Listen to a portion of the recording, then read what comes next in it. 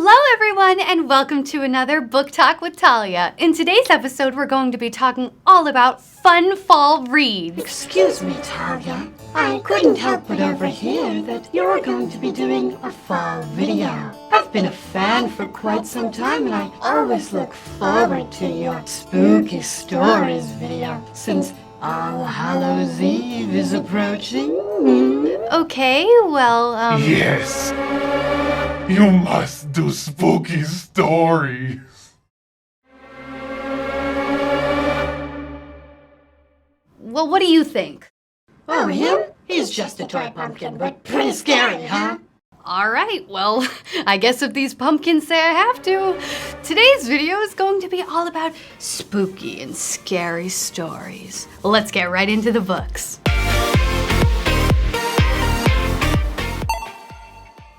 Scary Stories to Tell in the Dark, Movie Tie-In Edition by Alvin Schwartz. So you may have already heard of this anthology series filled with tons of scary stories, but the best part about this movie tie-in edition is that all of the stories that made it into the movie are also in this book. That being said, because the stories are in the movie, you can be guaranteed that these are some of the spookiest and scariest stories from the whole series. This version also has all of the original artwork, so you can get as creeped out as possible before or after you watch the film. And that's the Scary Stories to Tell in the Dark Movie Tie-In Edition by Alvin Schwartz.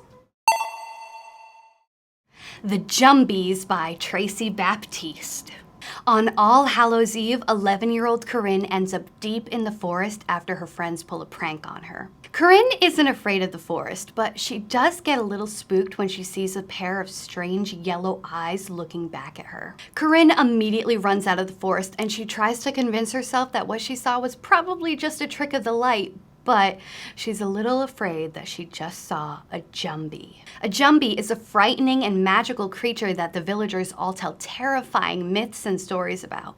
After leaving the forest, strange things start happening to Corinne, and she begins to realize that the myths and stories about Jumbies might not be so fake after all. And that was The Jumbies by Tracy Baptiste.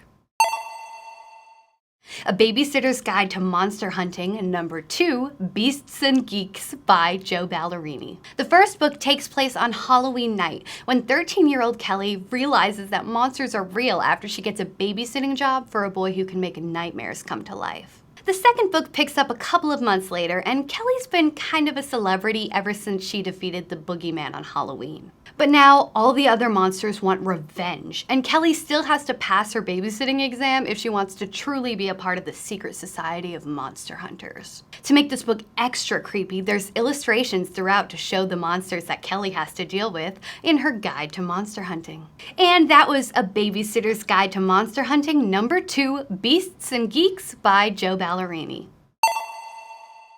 Skeleton Man by Joseph Bruchac. 6th grader Molly has grown up her whole life listening to the scary stories of her dad, who grew up on a reservation. One of Molly's favorite stories is the legend of Skeleton Man. The legend says that a man grew so hungry that he ate his own flesh before also eating his family, sparing only his niece. One day, Molly wakes up and her parents have disappeared.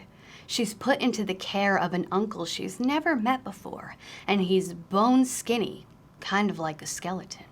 Of course, Molly begins to fear that the Skeleton Man legend may be becoming a reality, and she'll have to do whatever it takes to escape from her uncle before it's too late. And that was Skeleton Man by Joseph Bruchac.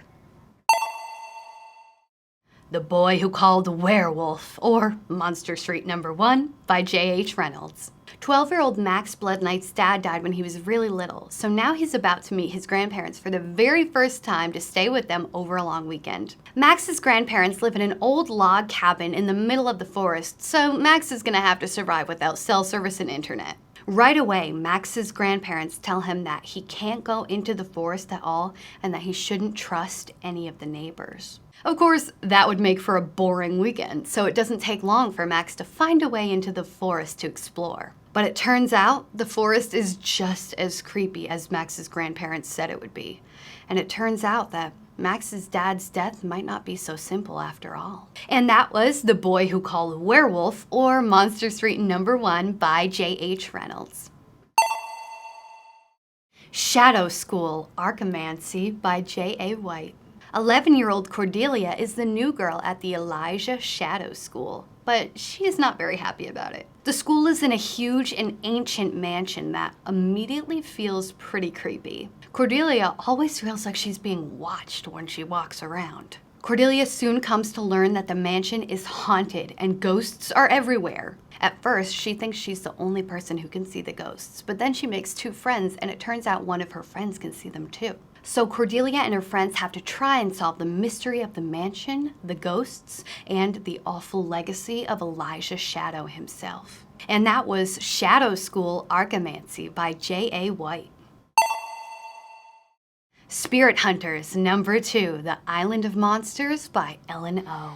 This next book takes place over Halloween when Harper's parents decide to take the whole family to a tropical island resort. But this Halloween vacation isn't starting off so well because Harper has a really bad feeling about the island. Now that Harper is kind of a spirit hunter in training, she'll have to use her spirit hunting abilities to save everyone on the island from evil spirits ready to attack. And that was Spirit Hunters number 2, The Island of Monsters by Ellen O. City of Ghosts, number 2 by V.E. Schwab.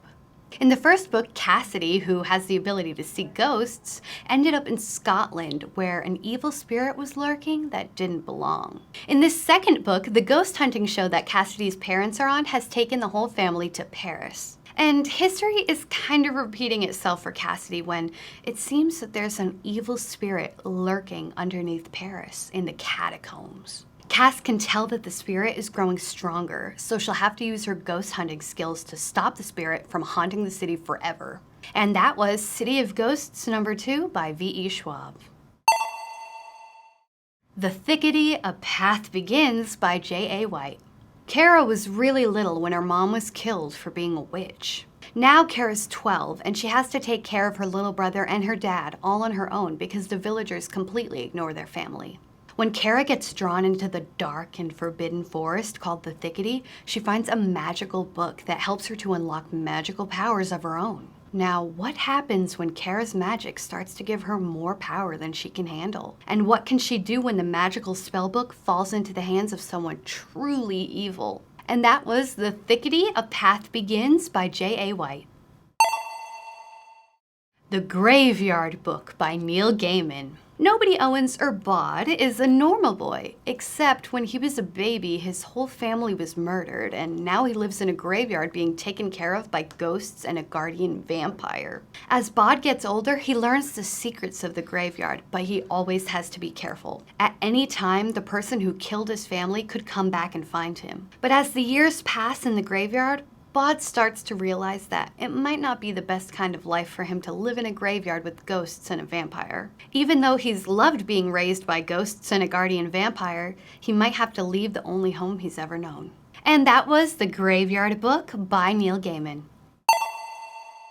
And those are all of the spooky stories that I have for you today. But as always, please leave a comment in the section down below if you have any other spooky stories that you'd like to talk about. Don't forget to like this video and hit the notification bell so that you don't miss a single one of my book talks. Thank you all so much for watching. I'll see you next time. Bye!